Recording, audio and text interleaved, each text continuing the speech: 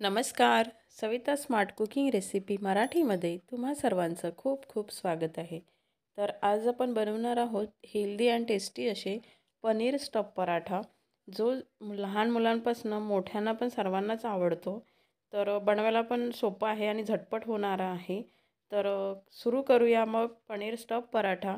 आणि त्याआधी माझ्या चॅनलला अजूनपर्यंत सबस्क्राईब केलेलं नसेल तर प्लीज सबस्क्राईब करा आणि रेसिपी पूर्ण बघा आणि कशी वाटली ते नक्की कमेंट्स करून सांगा. तर चला मग सुरू करूया आपलं रेसिपीला पनीर स्टफ पराठा. त्यासाठी काय काय साहित्य लागते ते बघूया आधी आपण इथे.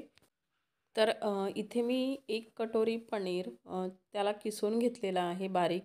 आणि त्यानंतर आपल्याला 1 चमच कस्तुरी मेथी लागेल, कोथिंबीर घेतलेला आहे. आणि मी पीठ मळूनच घेतलेलं आहे. त्यामध्ये मीठ, तेल, चिमूटभर साखर टाकून त्याला घट्टसर त्याचा गोळा तयार करून घेतलेला आहे. आणि त्यानंतर इथे आपल्याला थोडासा ओवा लागणार, अर्धा चम्मच तरी. त्यानंतर आपल्याला लागणार आहे 1 चमच तिखट, अर्धा चम्मच मीठ आणि अर्धा चम्मच हळद लागणार आहे आणि अर्धा चम्मच धना पावडर. त्यानंतर आपण आता हे सर्व साहित्य या पनीरमध्ये, किसलेल्या पनीरमध्ये मिक्स करून घेऊया. तर मी 1 चमच तिखट टाकलेला आहे, धनापूड टाकून घेत आहे, कस्तुरी मेथी टाकली, त्यानंतर हळद टाकलेली आहे, मीठ टाकून घेत आहे, मीठ अर्धा चमच टाकत आहे. त्यानंतर आपण ओवा पण टाकायचा आहे, त्यामुळे एक फ्लेवर येतो ओव्यामुळे. तर मी अर्धा चम्मच ओवा पण टाकून घेत आहे. आणि आता हे कोथिंबीर टाकून हे सर्व साहित्य छान आपण आता मिक्स करून घ्यायचं आहे, याला एकजीव करून घ्यायचं आहे. तर मी आता हे पूर्ण मिक्स करून घेते. तर आपलं पनीर सारण आता तयार आहे आणि आपलं पीठ पण आता तयार आहे. तर आता आपण पराठा लाटून घेऊया. तर मी इथे कणकेचा छोटा गोळा घेत आहे आणि ज्याप्रमाणे आपण पुरण करतो त्याप्रमाणेच याला राऊंड राऊंड करून, त्यानंतर त्याला थोडंसं फ्लॅट करून त्यामध्ये आपल्याला हे पनीरचं सारण भरायचं आहे. तर मी थोडंसं इथे पीठ लावून घेते याला. आणि आता याला थोडंसं फ्लॅट करून घेते आणि त्यामध्ये मग आपण आता सारण भरूया. तर मी तो तयार करून घेते. याला आपण पुन्हा हेल्दी करण्यासाठी यामध्ये व्हेजिटेबल्स पण ॲड करू शकतो, जसं कॅप्सिकम, गाजर, शिमला मिर्च, पत्ताकोबी. आपण हे पण ॲड करू शकतो, त्यामुळे अजून पराठा हेल्दी बनणार. तर आता आपण याला छान राऊंड राऊंड करून याच्या कडा जवळ घेऊन याला बंद करून घ्यायचं.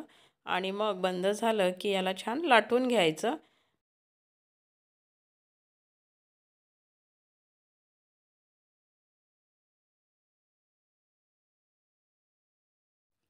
आणि वरती जी अशी कणिक उरते तर ती मध्येच कट नाही करायची. तिला छान वरती असं टोक काढत काढत आणायचं आणि त्यानंतर तिला छान फोल्ड करायचं. नाहीतर काय होते की खूप जणांचं असं राहते की पराठे बनवत असताना ते फुटून जातात. तर ते पॅक छान झालं की तो फुटत नाही, त्याच्यामधलं सारण बाहेर पडत नाही. तर ते वरती छान टोक आलं की मग तो फोल्ड करून घ्यायचा, म्हणजे पराठा छान बनतो. तर तुम्ही बघू शकता मी आता इथे पराठा लाटून घेत आहे. तुम्हाला जितकं जाड हवं तितकं तुम्ही त्याला लाटू शकता. तर मी आता पराठा लाटून पूर्णपणे घेते. तर या पद्धतीनेच मी 2-3 पराठे तयार करून घेते.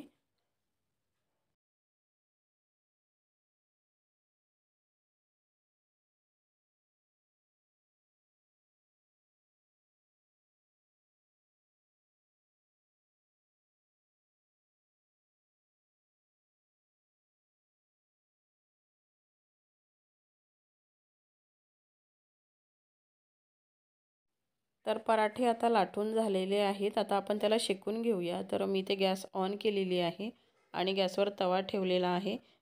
तव्याला तुम्ही हवं तर तेल पण लावू शकता किंवा तूप पण लावू शकता. तर मी आता इथे तूप लावून घेते तव्याला. आणि तूप मी पूर्ण तव्याला स्प्रेड करून घेते आणि याला तव्याला छान आता गरम होऊ द्यायचं आपण. तर तवा गरम झालेला आहे आणि आता आपण यावर पराठा टाकून घेऊया. आणि आता याला दोन्ही बाजूने छान भाजून घ्यायचं आहे, छान शेकून घ्यायचं आहे. तर आपण तसंच पराठा शेकून घेऊया.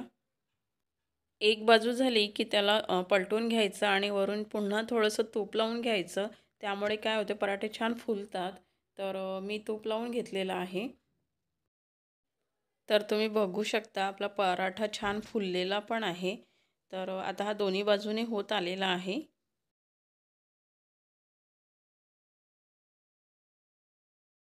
तर आपला पनीर पराठा आता तयार झालेला आहे. मी याला प्लेटमध्ये काढून घेते आणि बाकीचे पराठे पण असेच शेकून घेते. तर इथे आपले पनीर स्टफ पराठा तयार आहे. तुम्ही बघू शकता किती छान आतमध्ये पनीर आहे आणि फुललेले असल्यामुळे ते छान दिसत पण आहेत. तर मी इथे पनीर पराठा दही आणि टोमॅटो केचपसोबत सर्व केलेला आहे. तर अशा छान छान रेसिपीज बघण्यासाठी माझ्या चॅनलवर जर नवीन असाल तर प्लीज सबस्क्राईब करा. रेसिपी कशी वाटली ते कमेंट्स करून नक्की सांगा मला. बेल आयकॉन प्रेस करा आणि बाकी रेसिपीजला माझ्या लाईक शेअर कमेंट्स करा आणि व्हिडिओ बघत राहा. Thank you for watching.